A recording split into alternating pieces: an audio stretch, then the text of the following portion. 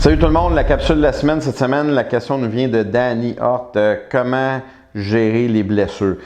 Comment gérer les blessures? C'est très vague, pas vague, mais très vaste parce qu'il y a plusieurs types de blessures, mais par contre, ils ont tous un point en commun, c'est qu'ils ont de l'inflammation qui va être créée dans les 7 premiers jours. Généralement, les 7 premiers jours sont la phase cruciale.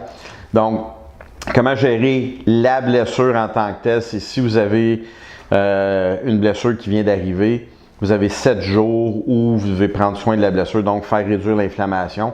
Il y a beaucoup de trucs pour faire réduire l'inflammation, les oméga 3. Là, il y a toujours le fameux débat chaud-froid, chaud-froid. Écoutez, moi, je suis plus un preneur du chaud pour activer la circulation sanguine. Il y en a qui mettent du froid puis ça fonctionne. Allez-y avec ce qui fonctionne, bien honnêtement.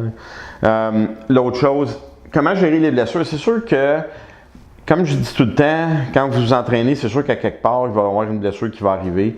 Le but, c'est de savoir qu'est-ce qu'on va faire avec. Il y a toujours l'aspect prévention. Moi, j'aime beaucoup introduire 1 à 2 exercices de prévention dans mes entraînements, au début ou à la fin du training.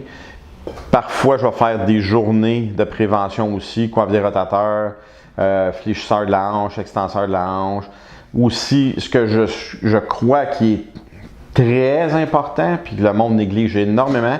Puis ça, pas juste dans les sports de force, mais dans tous les sports, faire de la thérapie manuelle. Que ce soit une massothérapie sportive, du JRT, le Fat Tool, un peu de taping, stretching myofacial, peu importe ce que vous allez faire, qu'est-ce qui va fonctionner pour vous, je pense que vous devriez le faire.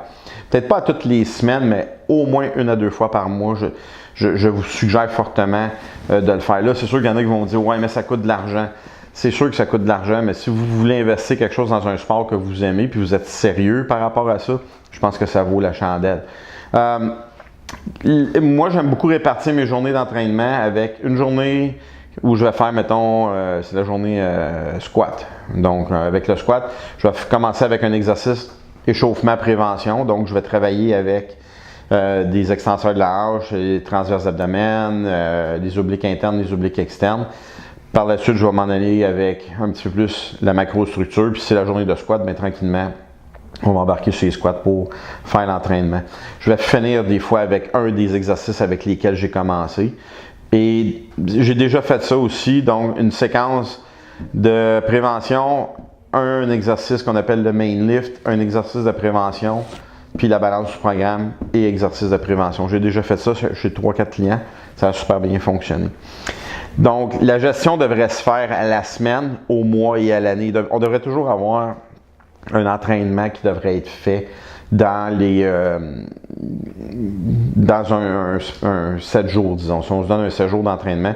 Donc, si vous avez 3 journées d'entraînement qui sont quand même assez demandantes au niveau intensité ou volume, vous pourrez ajouter une journée de plus au niveau de la prévention. Je pense que ça, c'est quelque chose qui va valoir la peine. L'autre chose, négligez pas, comme je vous disais tantôt, des traitements. La plupart, moi, c'est ce qui m'avait bien aidé à un moment donné. J'avais beau faire de la prévention, puis des exercices spécifiques, puis du band flossing, puis des trucs comme ça. Puis ce qui m'a débloqué, c'est le ART. Il y a certaines personnes que ça va être la masso, ça peut être un traitement en ostéo, en chiro, peu importe qu'est-ce que c'est, mais il y a toujours quelque chose qui va vous faire débloquer. J'aime pas vraiment ça quand j'entends des entraîneurs qui vont dire « Va faire ça, c'est sûr que ça marche ». Sur quoi tu bases ta certitude? C'est un peu de la bullshit, là. Donc, il n'y a pas de certitude. Il faut tester des techniques. Puis, j'ai des clients qui ont eu des résultats super satisfaisant avec l'ostéo, 0 avec le ART.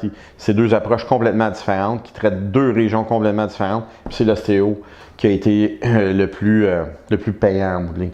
Donc, vous devez trouver des choses qui fonctionnent pour vous. Le débat chaud-froid, j'ai souvent cette question-là.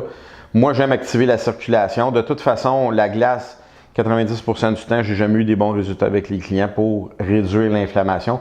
Dites-vous une chose, si vous avez de l'inflammation, le processus va durer 7 jours. Donc, on appelle ça le acute phase, c'est la phase peak, si on veut. Donc, vous allez l'avoir pendant au moins 7 jours. Donc, que vous fassiez de la glace, du chaud, la seule chose qui va faire que ça va s'en aller, c'est le temps. Par la suite, vous avez un cycle, vous avez un pic, après ça, ça stabilise, ça va redescendre. Donc, c'est sur 7 jours. Ça peut aller jusqu'à du 2-3 mois, dépendant de la gravité de la blessure. Donc, c'est quelque chose que vous devez prendre en considération aussi. Et dans dans un temps assez limité, parce que souvent on a des athlètes, puis on a un temps qui est limité, il faut les ramener au jeu tranquillement. Donc, il faut faire des mouvements qui vont être un petit peu plus spécifiques pour ramener la structure. Donc, si vous avez des questions à ce sujet-là, sspbarbellclub.com. Sinon, on se revoit à la prochaine capsule. Salut tout le monde!